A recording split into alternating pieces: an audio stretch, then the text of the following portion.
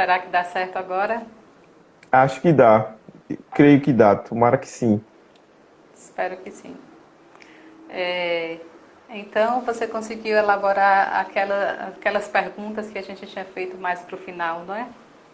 Eu cheguei no ponto 3, aí o 4 ainda não tinha entrado ainda. Tá. Tá. Então, vamos entrar um pouco sobre como é que a gente, psicólogas e psicólogos, não é? Como é que a gente pode começar esse trabalho de desnaturalização daquilo que parece ter se tornado naturalizado, que são as violências, né, as diferentes violências, não só em relação aos direitos humanos de modo geral, mas em categorias específicas, por exemplo, né?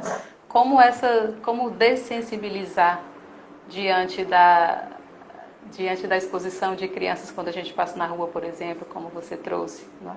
Como desnaturalizar o olhar que parece que negro é para sofrer mesmo, que negro é para morrer pela mão da polícia, que negro é para morrer pela mão do Estado, né? Então, como é que a gente pode trabalhar por essa dessensibilização? É, Lilian, eu tinha já começado a falar, porque uma coisa foi meio que levando a outra, né? E acho que o primeiro ponto é a gente entender que existem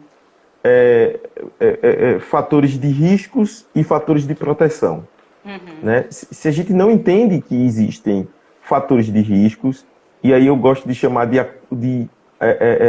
acumuladores de vulnerabilidades, e que a pessoa ser negra, ser LGBT e a pessoa ser pobre vai colocando ela em vulnerabilidade na medida que isso vai se acirrando. E aí, se ela for extremamente pobre, a coisa fica muito mais complicada.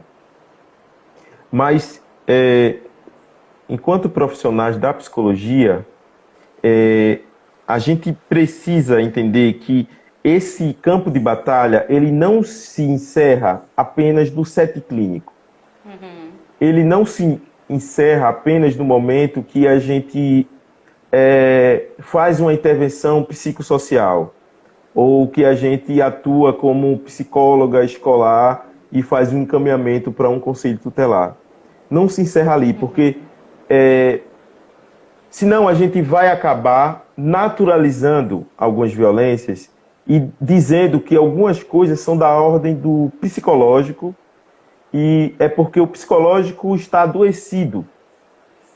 E aí a gente não chega no cerne de algumas questões que são estruturantes para gerar violência, que é o capitalismo exacerbado, que é desastroso e que acaba com as formas de vida de pessoas, né, de cidades, de floresta, dos animais, que é altamente voraz, né, consumidor de tudo, das nossas riquezas humanas, que a gente não consegue estar bem com o que é simples. O simples para a gente parece que não é relevante. Né? O capitalismo ele constrói esse imaginário que todo mundo precisa ter um bom carro, todo mundo precisa ter uma grande casa, e se inverte alguns valores, né?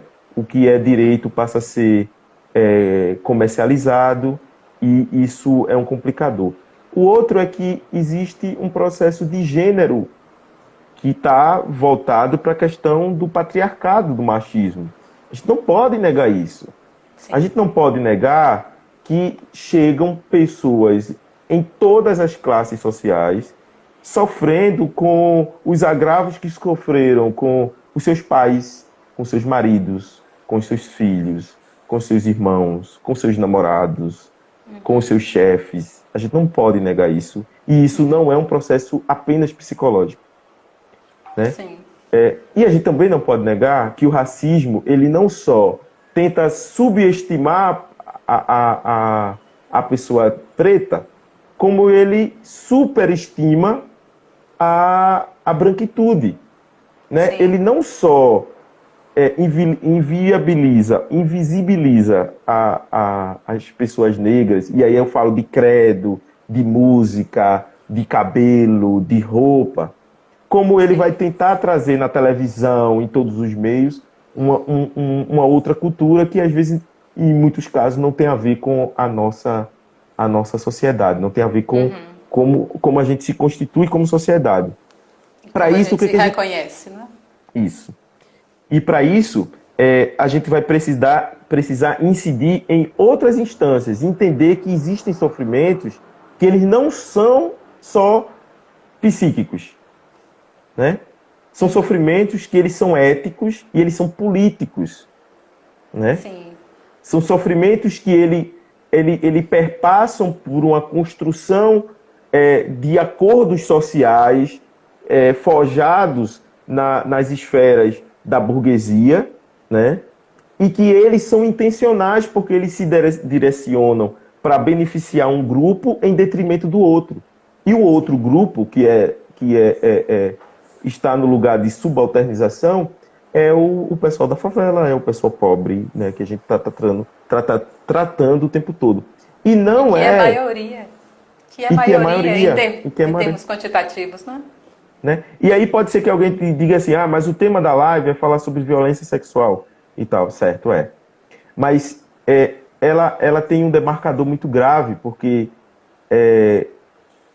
quando uma família ela não consegue sair daquele ciclo de violência porque não tem recursos, é totalmente diferente. O sofrimento passa a ser físico, psíquico, espiritual, pensando no espírito humano como algo que dá sentido à vida da gente, material, né, cultural. E aí o que eu tenho pensado que talvez sejam os caminhos possíveis. Você não precisa o tempo todo ser uma pessoa militante por direitos humanos, você não precisa o tempo todo. Mas você precisa ouvir quem é militante. Sim. Você precisa ter uma sensibilidade como profissional da escuta, a gente ouve isso, né? O psicólogo, a psicóloga são profissional da escuta. Sim. Então, que escuta é essa que quando um grupo de mulheres se levanta para dizer que elas estão sendo violadas porque não tem a mesma não capacidade, mas não tem a mesma quantidade de empregos de homens, né? Com salários mais elevados, ou no que diz respeito à própria violência, que acaba matando as mulheres. Que profissional diz que escuta é essa que a gente não consegue escutar um movimento de mulheres que está falando sobre isso? Que escuta é essa que eu não consigo entender que existem conselhos, que são órgãos de controle social, que é um conselho de defesa dos direitos, que são os conselhos intersetoriais, são os conselhos de classe, como é o nosso Conselho Regional de Psicologia, de quem está lá construindo aquele processo, não está de fato trabalhando, não está de fato se debruçando sobre processos políticos que vão construir coisas como o Código de Ética do Profissional, que vão construir estatutos da pessoa idosa, estatuto da criança e do adolescente, que vão estar na linha de frente, tanto trabalhando, batalhando e fazendo a incidência. Eu não preciso ser o militante que está lá, mas eu preciso reconhecer que existe uma fala potente de pessoas que vivem aquilo. E que precisa de validação do sofrimento, não é? Isso. Eu preciso aprender, eu estou no lugar de aprender. Né? Então, eu chego numa comunidade extremamente vulnerável, eu não sei de nada de lá. Eu não sei de nada, eu não sei. Eu preciso aprender com aquelas pessoas alguma coisa. O meu papel ali não é o de salvador e salvadora da pátria, porque eu não vou salvar nada. Né? A mim não cabe transformar a vida individual daquelas pessoas. A mim cabe ser um agente multiplicador do acesso e da garantia de direitos. E para isso a gente tem os instrumentos, né? A gente vai ter a justiça, a gente vai ter a famigerada, né? A polícia, a gente vai ter vários outros instrumentos que a gente vai poder acionar e vai poder estar de perto, sim, olhando se a gente construir de forma potente, se a gente construir juntamente entre os nossos pares, e não só pares da psicologia, porque isso é muito importante. Então, tem uma professora que dizia assim, você aprende muito mais sobre psicologia social com alguns assistentes sociais, você aprende muito mais sobre psicologia da educação com alguns professores, porque é, a ênfase de trabalho é diferenciada. E lá você vai ter uma escuta, mas que ela está atrelada a movimentos de outras pessoas. Eu sei. Pronto, mas era disso que eu queria mais ou menos falar no que diz respeito a como a gente deve se portar, porque não tem a ver só com o fazer o certo, porque fazer o certo nem sempre significa ser ético e político. Fazer o A mo- certo nem sempre é isso. Isso. A moral, ela muda com os tempos, com a cultura, com o espaço, com o lugar, não é? A ética, Né? a tendência é que ela permaneça. E é muito legal você trazer esses pontos também, porque me traz muita reflexão sobre a nossa formação, não é? A gente aprende a ser psicólogo sendo, não é? E uma das coisas importantes que a gente precisa enquanto psicóloga e psicólogo, pelo menos assim eu vejo, é que a gente possa fazer essas buscas daquilo que a faculdade não traz, que a formação deixa de lado, né? Que não é incluído no currículo, por exemplo, direitos humanos, não é cadeira obrigatória, não é? Você estudar coisas que são demandas sociais e que são urgentes, geralmente estão fora da academia. A gente vai aprender depois correndo atrás, não é? Não que a psicologia ou qualquer curso de formação precise dar tudo pronto, né? Sim. Mas que a gente saiba correr atrás daquilo que é importante para a categoria, para a realização do trabalho e, sobretudo, para a emancipação das pessoas que a gente atende, que a gente escuta, que a gente acolhe, não é? Então, se você quiser aí um tempinho para a gente ir finalizando, você quer fazer alguma colocação? A gente roubou no jogo, né, aqui, porque a gente começou a live e aí recomeçou, aí passou da 1 hora, né? A Sim. gente, algo do tipo. Eu estou vendo algumas provocações aqui, não sei se vai ter algum espaço ainda para a gente poder falar um pouco dessas colocações que estão subindo, mas eu queria dizer também que em você encontrando a violência, você percebendo que há algum ambiente violador para criança e para adolescente, independente da Covid, porque a Covid vai passar, né? A Covid Sim. vai passar de uma forma trágica, com o governo genocida, mas ela vai passar, ela vai passar. E a gente vai continuar com a situação de violência e de vulnerabilidade nas comunidades. E às vezes a vulnerabilidade não é só uma vulnerabilidade social, né? É a vulnerabilidade do corpo da criança que está no ambiente onde ela Sim. pode ser violada, ela está em situação de uma certa vulnerabilidade, né? Uhum. E a gente tem os canais, não, gente? O Disque 100, que teve campanha muito na TV. Funciona, gente. Liga lá, Disque 100. Ó, eu tô percebendo que aquela família, aquele meu vizinho do lado, que a moça do prédio de cima, que o moço que tem uma filha pequena que chora muito. Gente, liga. Sim. Liga, porque assim, se você não consegue ir lá, por isso que eu disse, não precisa ser um militante o tempo todo, de chegar lá e fazer um protesto, mas liga, faz Disque 100, vai no Conselho Tutelar e pede orientação. E eu não estou falando só das pessoas que trabalham com o serviço, estou falando de todo mundo, é desse lugar de proteção que a criança vai precisar para se desenvolver em um ambiente seguro. Ela precisa olhar para os adultos e as abordagens de psicologia vão dizer mais ou menos isso, né? Que a criança ela está se desenvolvendo e os espaços são lugares potentes para ela irem aprendendo, testando, provando a vida, brincando de ser adulto e tal, porque o mundo é construído para adultos, né?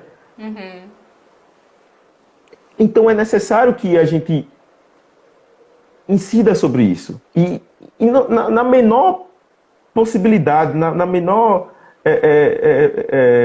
conversa que a gente possa ter no shopping, no ônibus, no cinema, e que surge o tema da violência de criança, não deixa passar. Não dá para deixar passar, gente. Não dá para deixar passar racismo. Não dá para deixar passar violência contra a criança. Não dá para deixar passar aquela piada sobre uma boneca. Não dá para deixar passar mais. Porque quando a gente deixa passar e a gente não é o grupo de risco, a gente está dizendo que está pouco se importando com a vida alheia. E quando a gente não reconhece que a outra vida é uma vida humana, a gente faz com ela qualquer coisa. Menos cuidado. O corpo outro que não meu, e que não é um corpo humano, ele é um objeto, então ele não serve para nada, ele pode servir para tudo, mas ele não serve para nada, ele não importa para mim. Uhum. E eu não estou falando das pessoas que têm algum tipo de maldade na mente, não é isso. No dia a dia, essas expressões de violência, elas nos tocam o tempo todo. Uhum. Elas nos tocam na TV, elas nos tocam na música, elas nos tocam a gente ter entre ir para um lado e ir para o outro. Então é importante acionar conselho tutelar. Se não sabe, tem o Estatuto da Criança e do Adolescente, tem os conselhos de direitos, coloca na internet, né? Coloca Sim. na internet e vai aparecer. Em último caso, liga para Itamar, liga para a Lília, liga para outros profissionais. Gente, eu tô passando isso comigo, o que eu faço? O que a gente não pode deixar é passar, Lília. Passar, porque a violência, ela passa, mas ela deixa marca. E às vezes ela não deixa cicatriz, porque cicatriz é quando a ferida ela tá sarada. Ela fica uma mancha. Às vezes não deixa cicatriz, às vezes a ferida ainda está aberta. E E a gente precisa cuidar disso. de fato não passa, né? Tanto não passa que a gente está aqui ainda hoje falando da mesma coisa, repetindo as mesmas preocupações que tanta gente já fez antes de nós, tantas reflexões foram feitas antes de nós, e hoje, num estado de emergência, a gente fala sobre isso novamente, né? Então, acho também que o número importante que a gente precisa frisar é esse Disque 100, não é? Viu vulnerabilidade, viu grito, viu choro, viu manchões, viu pele roxa, viu racismo, né? Então, eu acho que esse número ele é bem importante de a gente frisar para quem está nos assistindo, para quem está nos escutando, para quem lida com criança no dia a dia. Né? Disque 100. Verdade, verdade. Importante demais. A gente está atento e atenta a isso, né? Os conselhos também estão funcionando, né? Os conselhos tutelares, né? Os conselhos de Sim. direitos. Você pode estar ligando, né? Mesmo que não seja um lugar que vai resolver a questão, mas é o lugar onde a gente vai poder, pelo menos, ter algum tipo de orientação. Uma Na porta de pior das entrada hipóteses, uma porta de entrada para os encaminhamentos necessários, né? isso, importantíssimo, né? Porque senão a gente vai estar deixando que crianças elas sofram as mazelas históricas como se fosse natural, né? Como se fosse natural, né? Sim. É muito grave, né? Tem um dado de levantamento sobre a violência sexual que diz que uma em cada 5 mulheres já foi violentada, né? Então, Sim. é muito triste. Eu faço um exercício quando eu vou falar de violência sexual, de, por exemplo, se a gente está numa sala com 20 mulheres, a gente diz assim, gente, a gente tem uma probabilidade muito ruim aqui nessa sala. Sim. Não é porque aquelas pessoas são ruins, mas provavelmente alguma daquelas pessoas foram violentadas já. Sim. E a gente não pode dizer que isso é normal, né? Não, porque não é. Não é. Não é, não é.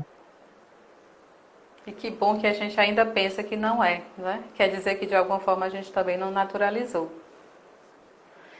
Isso, verdade.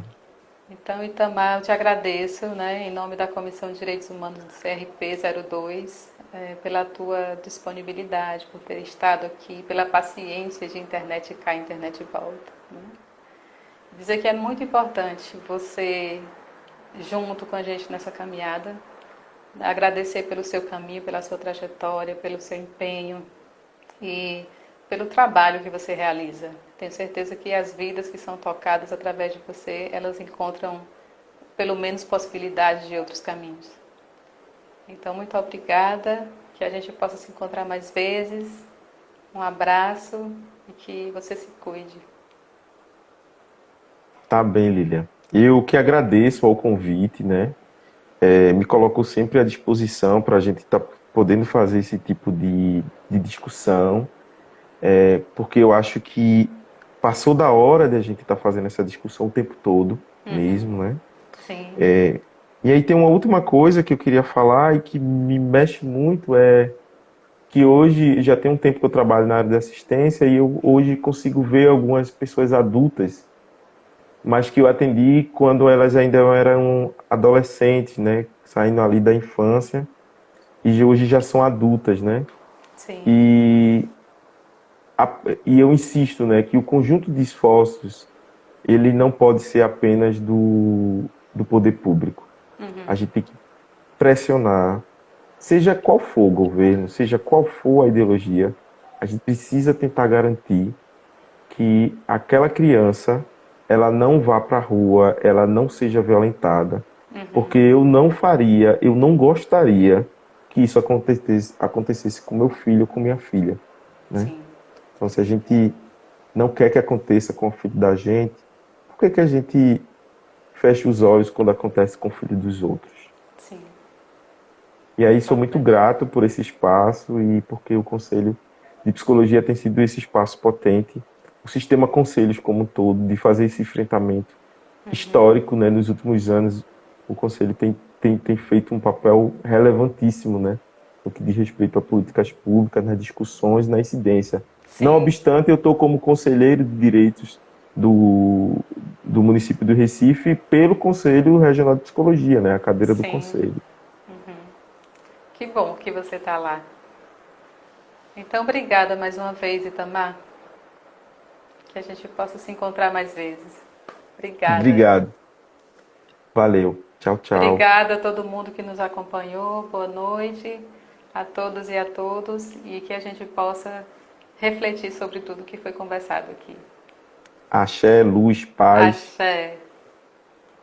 Tchau. Tchau, tchau.